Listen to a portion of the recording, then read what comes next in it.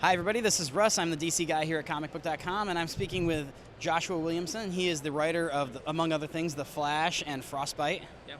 And first off, before we get into The Flash, Frostbite's out. You're finally starting to get some feedback. Everybody seems to dig it. Like, is it nice to kind of...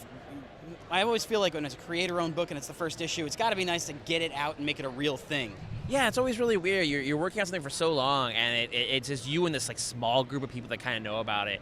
And I've been working on that book for a while, and so to finally have it out there on the world, I mean, I was getting emails from people before it came out, and in some cases, people who I didn't know already had copies, and so it was also kind of weird. But it is very liberating whenever a new book comes out. It's very like, all right, cool. And if people do like it, then it's even better. And I've been really liking the response, and Jason Sean Alexander is doing like amazing work on it, and I feel like a lot of people are really like enjoying his work on this series. So that makes me feel really good knowing that he's getting a lot of love on it, and just the concept out there, and it's been awesome. Now, obviously, that's the kind of thing, like, I think you told me, are you already shopping the rights for that, or is that something that you're going to try to keep in comics for a while before you shop it around? I do that on everything. I try to keep everything very comics-based. I don't really think about that side of things. I know sometimes it seems that way, because the way I pitch things seems that way, but I always feel like I just try to create things I can explain easily to people, or at least I find a way to explain some of these concepts down to people. With that one, I mean, there's been talks about stuff, but it's really just too soon to really dig into it. Now, moving on to The Flash, we finally, after quite a bit of teasing, we finally got to Godspeed, and we're starting to really see him. You talked a little bit about how this story is all about basically Barry, what makes Barry special in a crowded field of speedsters. What was your hook when you came up with Godspeed? Like, what was the thing that made him special? Godspeed's interesting because he was not the same character when we first started making the book. I mean, he kind of evolved through the process of it. And I feel like Godspeed, for him, he is his character who represents things that Barry isn't. Like, he's not a reverse Flash. I feel like Godspeed is a reverse Barry Allen. You have this character who's obsessed with revenge, where Barry's obsessed with justice. He has a very different view of things than Barry does. And they're friends. Like, these are two characters who are friends, who have one like ideological difference that divides them, and it's a huge one, but they still have that friendship, and it's hard for them to sort of deal with that. And I really wanted to sort of show that part of Barry, show Barry is the nicest guy in the world, right?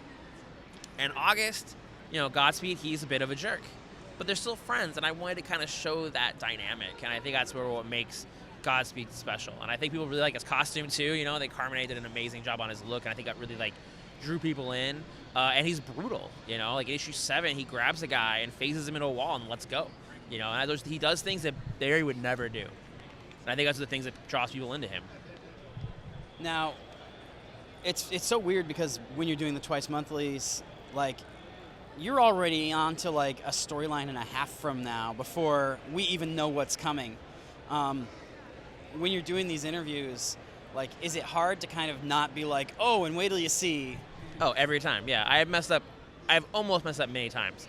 Because you get to this point where you're working on these things so far in advance that where my brain is, I'm over here, like, and like with Flash, I'm already on to like what, a big story arc we're doing with him next year, and I'm thinking about that, and that's where I'm living. And so when people come to me and they ask me questions, that's why I always ask, like, where are you at? What do you know? Because I don't want to ruin things, I don't want to accidentally be like, oh, well, August is Godspeed, and then be like, oh, they didn't know that. Okay, we're doing some really big stuff in the Flash. Like the next story arc is with the Shade. The story arc after that, I think we're talking about on Saturday what we're going to be doing. So it really is like we're trying to do some cool stuff, and I am always like just right there on accidentally saying something I'm not supposed to. And that's a big thing. We're talking about Justice League Suicide Squad a lot this weekend, and I'm always like right on the edge of accidentally ruining something for that too, because I've already written it, and so there's a part of me that's just so, but I'm so excited to share it. I want to share it and talk about it because there's some cool stuff happening, and so yeah, every interview I do, I almost mess up. Well, share something with us. What little cryptic tease can you make about Justice League Suicide Squad? About Justice League versus Suicide Squad? Oh man, it's rough. The fights are awesome. I think there's a fight between Wonder Woman and Harley Quinn that I think people really enjoy.